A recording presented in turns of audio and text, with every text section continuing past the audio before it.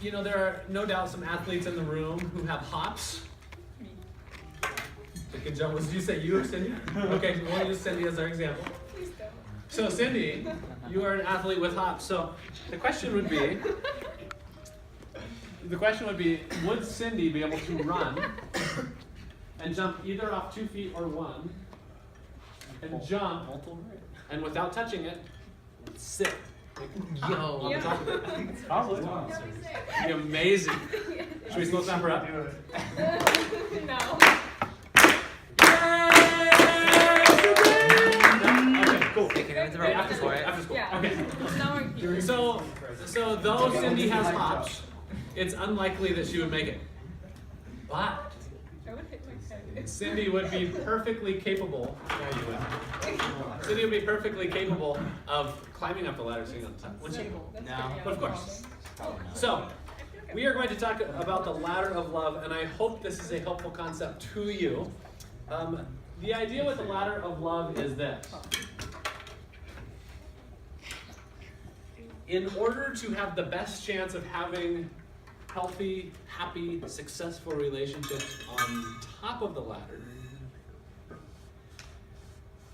you need to work on your relationships that are lower on the ladder first. That's the idea. Now, this is not a rule, meaning if you have an unhealthy relationship down here, you can't have one up here. But if you really want to set yourself up for healthy future relationships, including marriage, because most of y'all are going to get married, just statistically, then it would, you like my word, behoove you to work on the relationships lower on the ladder. So, which relationship would you imagine is the first lowest rung of the ladder? Acquaintance. Family. Relationship with Friend. School. Stranger. What's yourself? with yourself. Oh, yeah, because you have to cool. relationship with yourself. Is that the way we're going? Say it again? You have to have a relationship with yourself to have a good relationship with other people. Yeah, so exactly. So if I approach life with this sense that I do not have value, like I like really low self-esteem, I don't have any value in life, I don't have any talents, I have nothing to bring to the table, that's going to impact my relationships with other people. Of course it is. Of course, on the flip side of things, if I just think I'm God's gift to humanity, right? That's also going to make my relationships difficult. So healthy relationship with self, this sense of who you are and the value that you have. Okay, we call that self-esteem. We'll talk about that more later. What's the next rung? Jesus. Friends. Parents. Ding, ding, ding, ding, ding, ding. Hey. Next rung of the ladder. Yeah. There it is. Parents.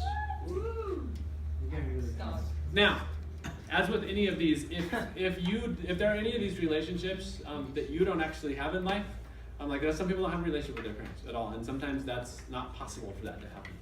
A relationship to happen. And think about people in your life who are like your parents, who are kind of have raised you and you looked up to as parents and these kind of things. So your parents are next. Now, here's what this means. Real talk for a second. It means that if you want to have the best opportunity to have healthy, happy dating and marriage relationships, which are up higher on our ladder, doesn't mean they're more important, by the way. This is not a ladder of importance. Okay, it means that the place to start is not to go like, oh, I've got to find Mr. Right or Miss Right. The place to start is, how can I be intentional about improving my relationship with my own parents? Whoa, come on, Pastor Stephen. We don't know. Yes. Yes. Your parents. Side note. I have a theory that I don't know if it's true, and I won't know for about 16 more years. But my theory is that one of the most challenging times to parent will be when my children are seniors in high school. You are cool, which is why my career is hanging out with you guys. It's not that you're not cool. It's that you are in this place in life where in some ways you're still a child living at home, and in some ways you are an adult who's moved on. Especially this year. Especially this year. It's sort of the proverbial, you have your foot on the one foot on the dock, and the other's on the boat. Is that seniors in high school? Right? And the boat is floating away, right? We're already, by the way, already a week into second semester, right? The boat is floating away. Here goes your future. And it's this situation. I can't swim. So sorry. Let's think of a different example. Your foot on, yes, a train. Train platform train. That's good. Thank you. Thank you. But whatever you want to call it, and your parents are trying to figure out the best way to transition from being sort of that parent relationship where you're a kid to that parent relationship where you're an adult. And I think that's probably a challenging time to parent. And I think it's a challenging time for you to be parenting. I've talked to a number of seniors who go like, man, my relationship with my parents is totally different now. And different's okay, but we still want to shoot for healthy, right? Healthy relationships. So for some of us, we might need to do some work when it comes to relationship with parents. What's next? Jesus. Friends. Sibling. Family. Dog. I heard it somewhere over here. Sibling. Remember. Friends. That was me. No, it wasn't. Oh, Peter, that's roughly. Oh, dog. You Cat. Cat. Siblings. Fish. You can keep Fun fact. Your relationship with your siblings. Now, again, if you're an only child, you don't have to freak out and be like, how can I get to the next one? It's okay. When you see sibling on here, you think of people in your life who are like a brother or sister to you. Okay? That's who you think about right now. Okay? So, fact. Like it or not, your sibling relationships are very likely going to be the longest lasting relationships that you have on this planet. That's so true. It is so true. Your parents die. Yes. And other people leave you. So if you think about it, okay, because you No, go no, like, I'm cool. you go like, well, what about my parents? Well, the reality is they're old enough, they're older than you. Okay, and so they are going to die many years before you do. Okay, and chances are, not all of you met the person you're going to marry in the first week or two of life. Okay, some of you may have. Many of you have still not. My mother always told me that, I don't know when she started doing this, but at some point she started praying. Friends in the corner. Hey, you're giving Thanks, me guys. anxiety. It's hard to speak over you. My mom started praying for the person I would someday marry, not knowing who that would be at all. And I've tried to do that with my children. I cannot yet pray for that person yet, because I'm just like, I don't really want you guys to get married. You're just so little and cute, just live with dad, right? So someday I need to bring myself to that point, because I obviously want them to have happy, healthy marriages someday. But your sibling relationships are longest lasting. Maybe you'll meet the person you're going to marry, 5-10 years from now, or maybe you already have. And even if you marry them and spend the rest of your life with them, sibling relationship, the longest. Some of us have some work to do in this area. Right?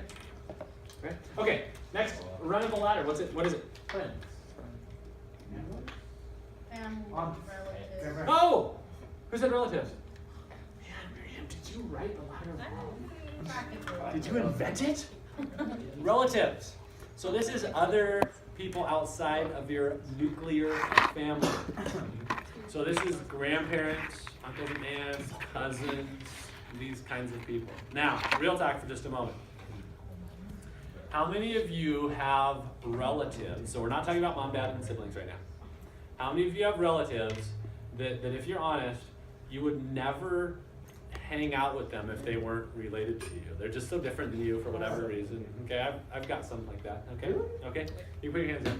Okay, so, but here's what I think is profound, is that this is not a relationship you've chosen. In fact, none of these are chosen so far. They're just kind of chosen for you. It's not like you chose your parents. Okay. I choose you. Okay. You didn't choose yourself. You didn't choose your sibling. And so I think the reason these are fundamental, they're foundational, is because if we can learn to have healthy relationships with those in our lives who are just a part of our lives because of the family we were born into, it sets us up that much more effectively to have healthy, happy relationships with people that we do choose. No, we do choose. All right, next level, what's it going to be? Friends. Patrick, you've given up? Oh, Patrick, we'll come back to that, don't worry. Friends! This tends to be the area at your age that you invest most of your time into. If you were just to log your time, your relationship time, for many of you, friends by far are the most amount of time that you spend, which is fine, which is perfectly fine. Finally, we're to the area of people that you've chosen. You've chosen your friends. Even if it wasn't like this, I mean, I'm not saying it was this awkward, like, hey, just want to let you know I've chosen you as my friend. I'm hoping you'll reciprocate. But you've chosen them. Now, when I was in like 7th or 8th grade, we got this music teacher who was a musician and also sort of a philosopher. And he would tell us things from time to time. And I remember one day he said this. He said, if you can have in your life 2 or 3 close, lifelong friends, then you are blessed. And I remember being like a 7th or 8th grader, and I was like, I've got so many more friends than he does. I was like, 2 or 3? Like, what in the world? But as I have grown older, I've realized he is absolutely right. I graduated in a senior class of 120 students, including myself. And the majority of those classmates I did not see again until our 10-year reunion when I went back to my old school. I have not been to my old school since my 10-year reunion. So that means the huge majority of my graduating class, I saw them in 1999 when we graduated, and again in 2009. And I haven't seen them. So I've seen them once in sneaking up on 20 years. How many of the people that I graduated with, including friends, do I regularly talk to and hang out with and these kinds of things? 0. What? No. Got it. And it's not because they're not great people. Oh man, I had some of the greatest people in my class. In fact, I was randomly at a pumpkin patch in Canby in the fall, and I ran into my roommate from high school.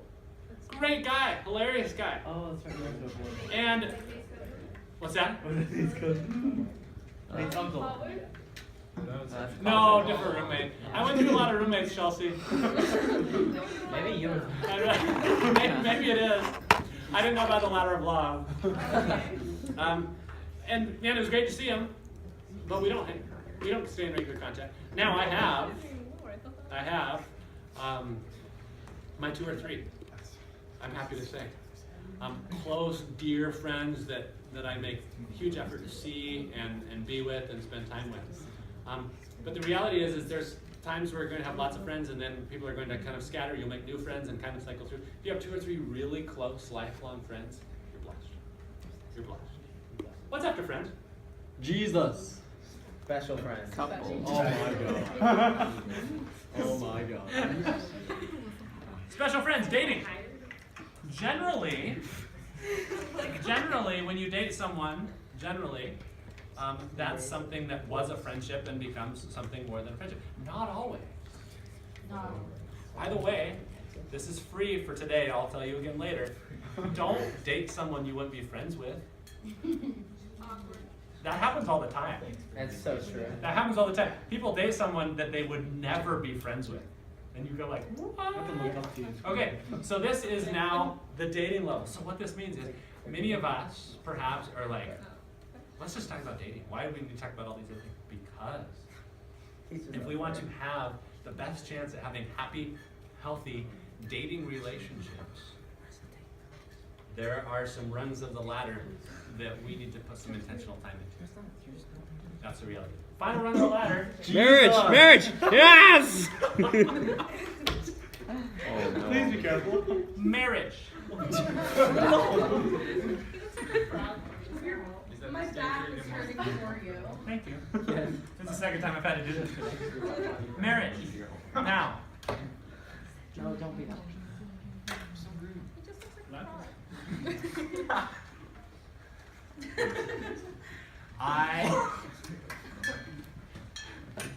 I care very deeply, and in the following, if I had three, like the whole, not following.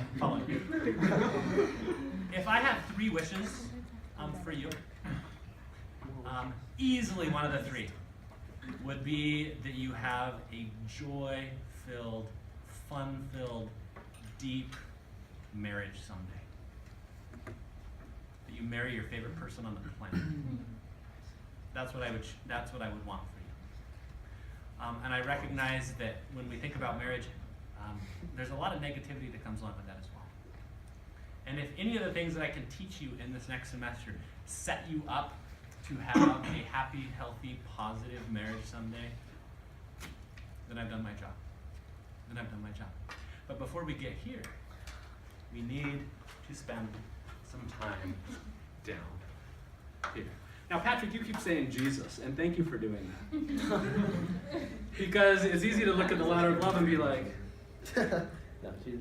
Well, you Where's never Jesus? actually got to the married couple. In you. and people would always ask me, they'd always go like, where's God on the ladder? Or else they would do like every letter, like where's Jesus? Where's Jesus?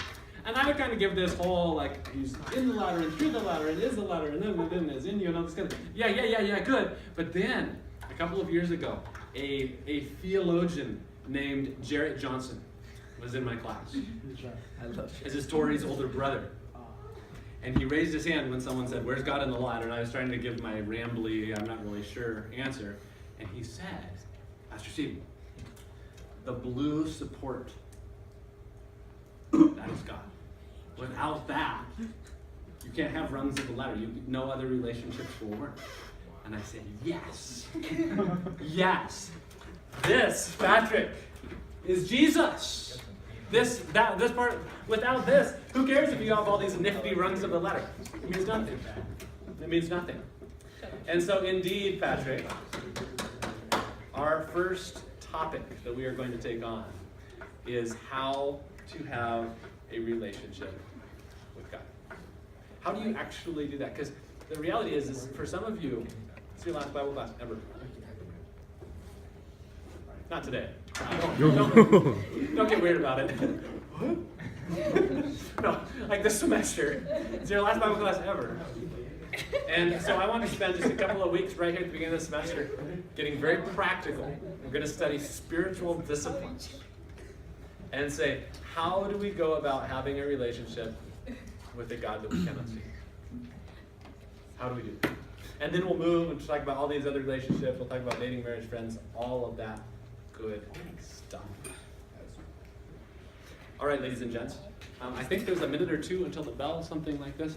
Thank you for being so patient with me. I had a lot I wanted to get through intro-wise, so thank you for being willing just to do a lot of listening today. I appreciate that. And we will take on some more relationship talk next time we're together. When the bell rings, you're free to go. Jack, Bye. don't freak Friday. We have a